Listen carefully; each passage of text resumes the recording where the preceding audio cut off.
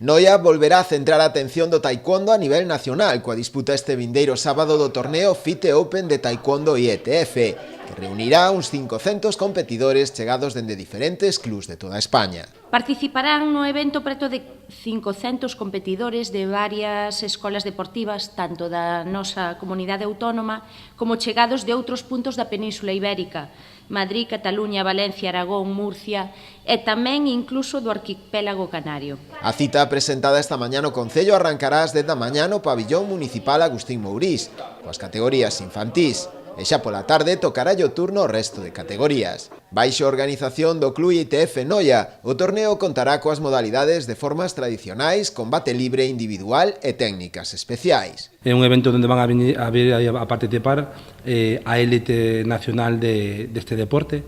Vamos poder contar, ademais dos deportistas noieses, que este ano ademais tuveron uns bons resultados en campeonatos internacionais e no derradeiro mundial que participaron en Bulgaria, e van a poder xogar na casa, polo tanto penso que é unha motivación especial tanto para o Club IETF Noia como para a delegación. Este evento, que é un evento que forma parte do circuito de rodaxe dos competidores de alto nivel do Taekwondo IETF Nacional, como dicía o delegado, nós temos varios, pois pegar na casa sempre é un plus, non? O sea, sempre é algo que a todo o mundo lle gusta, e, bueno, pois tamén enriquecer esa experiencia que necesitamos tanto para presentar aos nosos competidores ao máximo nivel, non? O torneo servirá ademais para homenaxear a Alfrede de Bonís Herrera, un destacado practicante canario desta arte marcial, falecido recentemente.